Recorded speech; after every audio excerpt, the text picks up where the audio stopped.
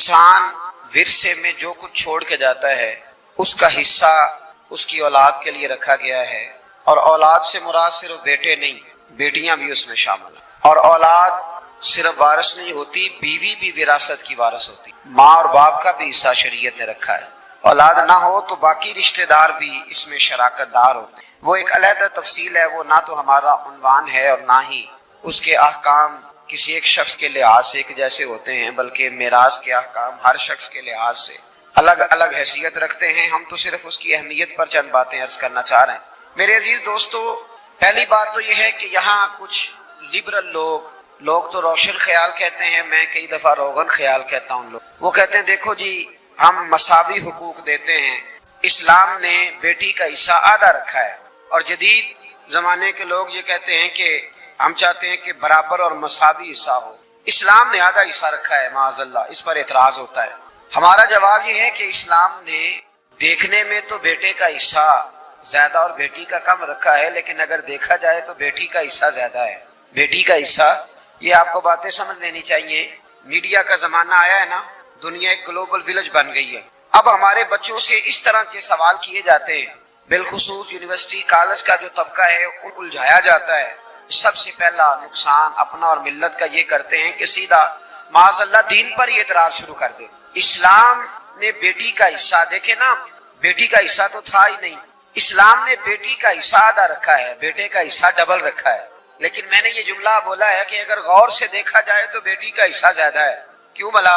اس لیے کہ بیٹی کا حصہ تو رکھا گیا ہے، پر بیٹی کے ذمہ حق کوئی نہیں رکھا گیا۔ بیٹی کا حصہ رکھا گیا ہے، پر اس کی ذمہ داری، بیٹی جب تک بیٹی ہوگی تب تک باپ کی ذمہ داری ہے، اور جب وہ بیوی ہوگی پھر وہ شوہر کی ذمہ داری ہے، اور جب وہ ماں ہوگی پھر وہ بیٹوں کی ذمہ داری ہے۔ اس کی ذمہ کوئی چیز نہیں لگائی گئی، اس پر ضرور توجہ کرنی ہے آپ حضرات۔ عورت کے ذمہ کوئی چیز، دیکھیں نا، نان نفقہ شریعت میں خامد کی ذمہ داری ہے، رہنے کو مکان دے گا، پہننے کو کپڑا دے گا، عورت کی ضروریات کا خیال رکھے گا۔ ڈیوٹی کس کی؟ خامد کی۔ اور جب اس سے قبل وہ اپنے باپ کے گھر میں تھی تو ڈیوٹی کس کی تھی؟ والد کی۔ والد اس کو کپڑے لے کے دے گا۔ والد، کسی جگہ شریعت میں یہ موجود نہیں ہے کہ بیٹی خود جا کے کما کے لائے گی، باپ کی ذمہ داری۔ اور جب شادی ہو گئی تو پھر خامد کی ذمہ داری، اور جب وہ ماں بن گئی تو پھر تو میرے محبوب نے کمال ہی کر دی، فرمایا بیٹا جب جنت ڈھونڈنے نکلے گا تو اسے ملے ہی ماں کے قدموں کے نیچے۔ تو بات ہی ختم ہو گئی، پھر وہ ذمہ داری۔ ایک صحابی نے کہا یا رسول اللہ صلی اللہ تعالی علیہ وسلم، میرا سب سے قیمتی پیسہ کون سا ہے جو میں خرچ کروں تو مجھے سب سے زیادہ اجر ملے؟ تو محبوب نے فرمایا جو تو اپنے ماں باپ پہ خرچ کرے گا اللہ اس کا اجر تجھے سب سے زیادہ عطا فرمائے گا۔ تو عورت کی کوئی ذمہ داری، لیکن اس کا حصہ شریعت نے پھر بھی اور دیکھیں کئی جگہوں پہ رکھا ہے۔ اگر بیوی ہے تو 8واں حصہ ہے، بیوی کا بھی 8واں حصہ، بولے تو صحیح نا۔ خاوند کی جائیداد میں بیوی حصے دار ہے، ماں ہے تو بعض مسائل میں بعض اوقات چھٹا حصہ ماں باپ کا بھی موجود، اور بیٹی ہے تو 1/3 حصہ اس کا بھی موجود ہے۔ تو حصہ بیوی کا ہر جگہ پہ ہے۔ وصیت ماں بھی جائیداد میں، بیٹے کی جائیداد میں حصہ ہے، وصیت بیوی کے خاوند کی جائیداد میں بھی حصہ ہے، اور وصیت بیٹی کے باپ کی جائیداد میں بھی اس کا حصہ اس کا ہے، پر اس کی ذمہ داری۔ تو پھر بتائیے اسلام نے زیادہ دیا ہے کہ کم دیا ہے؟ ڈیوٹی تو مرد کی زیادہ ہے، نان نفقہ بھی اس نے دینا ہے، خیال بھی اس نے رکھنا ہے، عورت کا حصہ۔ اب ایک پہلو تو یہ ہے لبرل لوگوں کا، ایک معاملہ میرا اور آپ کا ہے، اسلام نے بھی حصہ رکھ دیا، قانون نے بھی حصہ رکھ دیا ہے، لیکن کوئی حصہ دینے کو تیار کیوں جی؟ اللہ نے رکھا نہیں ہے بیٹی کا حصہ، بیٹی حقدار نہیں، تو حصہ صرف اس کا نہیں ہے جس کی 1.5 مربع زمین ہے، جس کا 5 مرلے کا مکان ہے، اس کی بیٹی کا بھی حصہ بنتا ہے، اس کی بیٹی کا بھی حصہ۔ یہ غور سے سنے بات، ہمارے ہاں بہت بڑا اس کو تانا سمجھا جانے لگا ہے کہ بیٹی حصہ لینے آ گئی، بہن نے مطالبہ کر دیا کہ میرا حصہ دو، پھوپھی نے حصہ مانگ لیا، یہ کیسی بات ہو گئی؟ او بھائی پھوپھی تھی تو حصہ لینے آئی ہے نا، پھوپھو تھی تو حصہ لینے آئی، اور اگر تمہاری بہن تھی تو اللہ نے اگر اسے بہن بنایا ہے تو حصے دار بھی بنایا ہے، اور اگر بیٹی بنایا ہے تو رب نے اسے حصے دار بھی بنایا ہے۔ لیکن ہمارے ہاں یہ بہت بڑے شرم کی بات، بہت بڑے۔ اب تو کچھ سیانے لوگ آ گئے ہیں مارکیٹ، وہ شادی سے پہلے بیٹیوں سے سائن لے لیتے ہیں، شادی سے پہلے بیٹی سے سائن۔ اور جب ہمارا حال یہ ہے کہ جب داماد کو ہم رشتہ دکھا رہے ہوتے ہیں، جب ہم بچی کے سسر کو رشتہ دکھا رہے ہوتے ہیں تو اسے سب سے پہلے جی ٹی روڈ والی دکانیں دکھاتے ہیں، اے بھی ساڑیاں نے اللہ دے فضل، اور پھر اس کو پچھواڑے والی حویلی بھی دکھاتے ہیں، الحمدللہ بڑا کرم ہے اللہ کا، 2-3 مکان میں نے کرائے پہ بھی دیے ہوئے، یہ ساری کہانیاں اسے سنائی، یہ بھی اس کو کہا کہ کچھ تو میں نے خود کاروبار کیا ہے، کچھ میں نے 2-3 دوستوں کے ساتھ بھی، کچھ فیصد میں بھائی وال ہوں، پارٹنر ہوں، شراکت داری ہے میری۔ یہ ساری کہانیاں کیوں سنائی آپ نے؟ پھر آپ کہتے ہیں داماد لالچی ہو گیا ہے، پھر آپ کہتے ہیں دیکھو جی بیٹی کا سسر جو ہے وہ مانگ رہا ہے، تو یہ داستانیں کس نے سنائی تھی، یہ باتیں کس نے چھیڑی تھی؟ تو بھائی پہلے چھیڑتے ہو، پہلے اسے دعوت دیتے ہو کہ آپ اہل مجھے مار، اور جب تم نے یہ چیزیں دکھا کے رشتہ کرایا تھا، اب کیوں کر کے کہتے ہو کہ وہ مطالبہ نہ کرے؟ اور بیٹیوں سے پہلے سائن لے لیے، اور اگر بیٹی بیچاری آتی نہیں کیونکہ پہلے دن، اور اگر آپ ناراض نہ ہو تو اس سب کے اندر الجھ بیچاری بیٹی جاتی ہے، کیونکہ جب ہم نے رشتہ دکھایا تھا تو ہم نے داماد کو کہا تھا کہ یہ مکان بھی، یہ جائیداد بھی، یہ سارا کچھ میرا ہی ہے۔ 4 بھائی جو آپس میں مل کے کبھی ایک دن بھی روٹی نہیں کھاتے، اور جب رشتہ دیکھنے والا آتا تو کہتے جی کٹھے ہیں جی، اللہ کے فضل کاروبار کٹھا ہی ہے، حالانکہ کبھی کٹھے بیٹھ کے روٹی نہیں کھائی الا ماشاءاللہ۔ یہ ساری کہانیاں سنا دی، بڑے بھائی کا کاروبار بھی دکھا دیا، چھوٹے کی دکان بھی دکھا دی۔ اب وہ بیٹی کو تو نہیں پتا کہ میرا ابا یہ کام کر رہا ہے، اور داماد کو اور اس کے والد کو یہ سارے لالچ پہلے سے دے دیے۔ اب وہ چونکہ لالچ سے اس نے شادی کی تھی، شادی کے کچھ عرصے کے بعد اس نے کہا چل لا پھر اپنے ابے سے ایک دکان۔ جب وہ لالچ سے شادی کرتا ہے تو ٹھیک شادی کے 2-3 مہینے بعد ہی اسے ضرورت بھی پڑ جاتی ہے، اور بڑی ایمرجنسی لاگو ہوتی ہے، کہتا لا اب لے کے آ۔ اب وہ جب جا کے کہتی ہے کہ جناب لاؤ میرا حصہ، تو ابا جی کہتے ہیں تینوں دیاں گے تو پھر دوجیاں نو بھی دیاں گے، تو سارے مطالبہ کریں گے، تجھے دیں گے تو باقی بھی مانگیں گی۔ اب خامد بھیج رہا ہے اور والد دے نہیں رہا، بلکہ والد الٹا کہہ رہے ہیں کہ تجھے اسے وہیں سمجھانا چاہیے تھا۔ تو بتائیے اس سارے معاملے میں نقصان کس کا ہوا؟ بولیے۔ تو یاد رکھیں پہلی بات تو یہ ہے کہ یہ لالچ بناؤ ہی نہ، یہ رنگ اپناؤ ہی نہ، یہ انداز سکھاؤ ہی نہ، یہ طور طریقے بتاؤ ہی نہ۔ آپ یقین کریں 1-2 معاملات میں رشتے کرانے والوں سے ملاقات ہوئی، کچھ بچوں کے رشتے کرنے تھے، تو بعد رشتے کرانے والوں سے گفتگو ہوئی، تو وہ رشتے کا بتاتے کہتے ہیں جی ایک رشتہ ہے ایک بچی کا، اس کے گھر والے کہتے ہیں ہم نے کار بھی دینی ہے۔ تو میں فوراً کہتا ہوں کہ رشتہ تو ابھی دیکھا ہی نہیں، تو کار کا پیغام تم نے پہلے سنا دیا ہے۔ وہ کہتے ہیں جی ہم نے گاڑی دینی ہے، نہیں یہ پہلے پیغام دے دیا، اور بچی کے نام ایک سوسائٹی میں مکان بھی ہے، شریعت نے بچی کا حصہ رکھا ہے، باپ کی جائیداد میں بیٹی کا حصہ۔ بولیے سارے بولیے، چلو جنہاں نہیں بھی پروگرام دین دو بھی منو تے صحیح نہ۔ اللہ نے بچی کا حصہ، جس کا 4 مرلے کا مکان ہے، اس کی بیٹی کا بھی حصہ، اور اس کی اہمیت ہے، دین نے اس کو بیان کیا ہے، قرآن و سنت نے اس کو بیان۔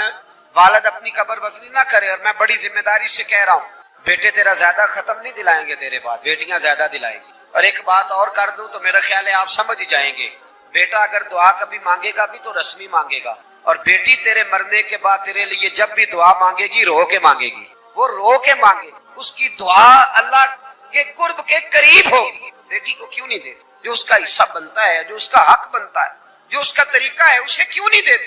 سیدھی سیدھی جنت کیوں نہیں حاصل کر؟ کب تک؟ پہلے زمانے میں سخت بات کرنے لگا ہوں پر میری مجبوری ہے، پہلے زمانے کے باپ بیٹیاں دفن کر دیتے تھے، آج کا باپ بیٹی کا حصہ دفن کر دیتا ہے۔ یہ بتائے یہ کس کے ساتھ مقابلہ کر رہا ہے؟ پچھلے زمانے کا باپ بیٹی دفن کرتا تھا، آج کا باپ بیٹی کا حصہ دفن کرتا ہے، بیٹی سے پیسے چھپا کے رکھتا ہے، وہ بیٹی سے جائیداد چھپا کے رکھتا ہے، وہ خرچے بتاتا ہے۔ تو بتا، وہ بیٹی دفن کرتا تھا تو اس کا حصہ دفن کرتا ہے۔ اس کا مطلب یہ ہے کہ کہیں نہ کہیں تو ان لوگوں سے مماثلت کر رہا ہے، معاذ اللہ، جو بیٹیوں کو دبا جاتے تھے۔ ڈر اللہ تعالیٰ سے، بیٹی کا حصہ دے، اسے نواز، اس کی طرف توجہ کر۔ ہم ڈٹے ہوئے لوگ، سرکار نے فلاح انسانیت کے لیے جو دوسرا کام کیا نا، وہ لوگوں کو احساس دلایا ہے کہ اگر غلطی ہو جائے تو تم نے بندوں کے سامنے اپنے آپ کو کلیئر نہیں کرنا، تم نے تو رب کے سامنے اپنے آپ کو کلیئر کرنا، اللہ کے سامنے تم نے بچنا ہے کہ میرا گناہ معاف۔ اور حضور احساس پیدا کرتے تھے۔ بخاری شریف میں قبیلہ غامدیہ کی اس عورت کا تذکرہ موجود ہے جو خود آئی تھی، کوئی گرفتار کر کے نہیں لایا تھا، از خود آئی۔ احساس پیدا ہو گیا نا گناہ کا۔ یہاں بہت ساری غلطیاں کر کے بھی لوگ جب اپنی بات کرتے ہیں تو کہتے ہیں کبھی یاد تو نہیں کسی کے ساتھ زیادتی کی ہو، یاد تو نہیں کبھی کسی کا۔ بھئی آپ نے اتنے بڑے ولی ہونے کا دعویٰ کر دیا، انسان تو انسان رہتا ہے۔ بڑے بڑے لوگ کہہ گئے کہ یا اللہ اگر انجانے میں بھی بھول گئے ہیں تو ہم سے درگزر فرما، لیکن جب ہم تیار ہی نہیں ماننے کو۔ حضرت انس بن مالک کہتے ہیں وہ خاتون آئی، کوئی پکڑ کے نہیں لایا، کسی 14 دنوں کے ریمانڈ پہ نہیں اسے منوایا گیا، اسے وہ خود بخود آئی، اور کریم محبوب علیہ السلام کے سامنے جب وہ کھڑی ہوئی تو اتنے درد سے میں نے کم لوگ روتے دیکھے ہیں جس درد سے وہ روئی۔